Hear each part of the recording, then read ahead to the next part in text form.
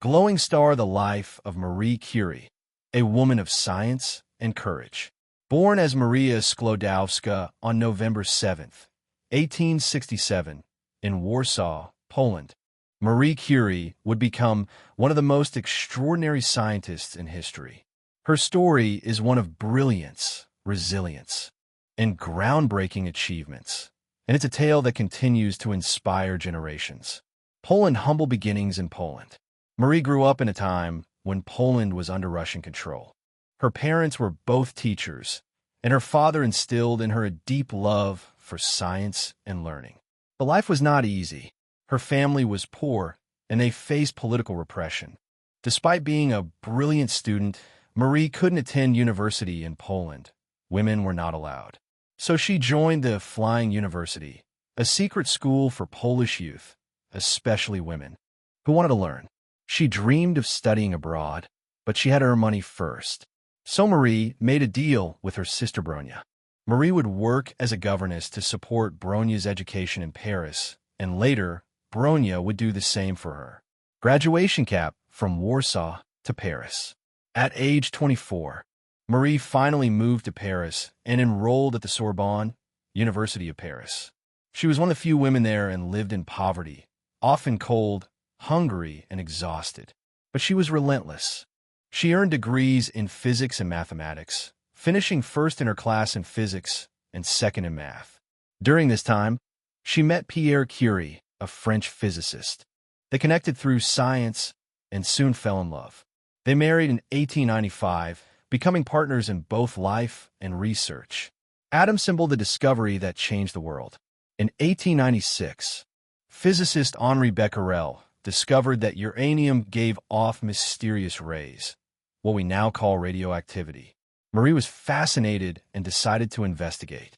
Working with Pierre, Marie examined a mineral called pitchblende and discovered that its radioactive power was too strong to come from uranium alone.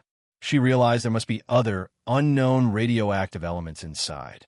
In 1898, the Curies announced the discovery of two new elements: polonium, named after Marie's homeland; radium, which was far more radioactive than uranium.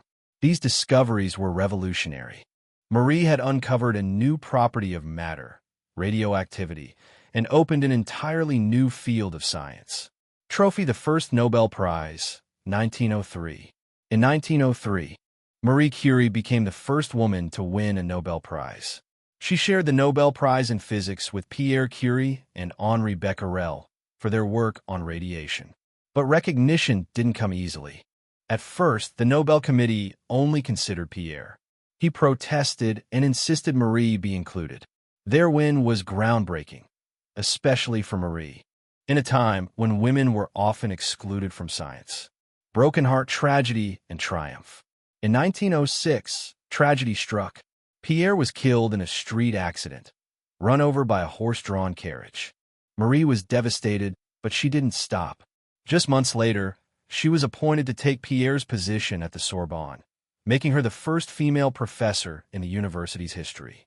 She continued her research into radium, studying its medical applications for treating tumors.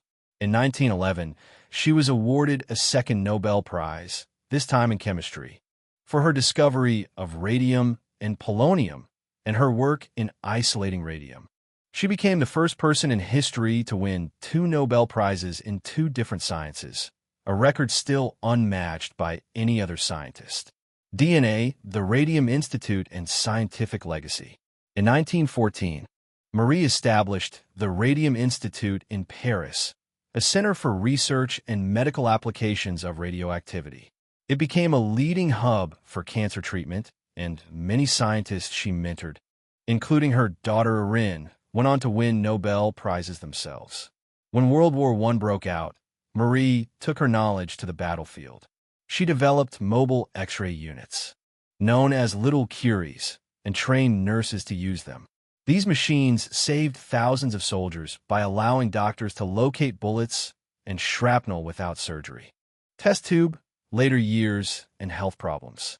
Despite her success, Marie faced prejudice throughout her career, especially as a foreign woman in a male-dominated field.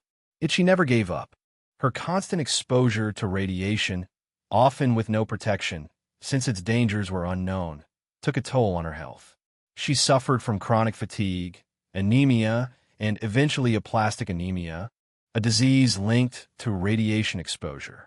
Marie Curie died on July 4, 1934, at age 66. Candle legacy and impact.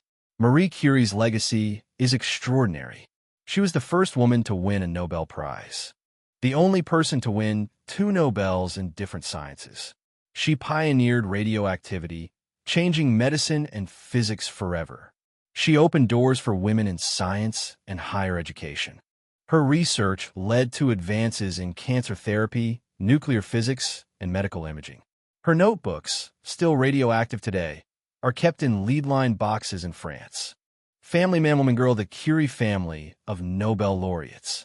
Marie and Pierre's daughter, Irene Joliot Curie, won the Nobel Prize in Chemistry in 1935, just 1 year after Marie's death, continuing the family tradition. The Curie's legacy spans generations, a family that literally changed the world through science. Sparkle's conclusion. Marie Curie was more than a scientist. She was a pioneer, a mother, a patriot, and a visionary. She overcame poverty, sexism, and personal tragedy to unlock the secrets of the atom and shape the future of science and medicine.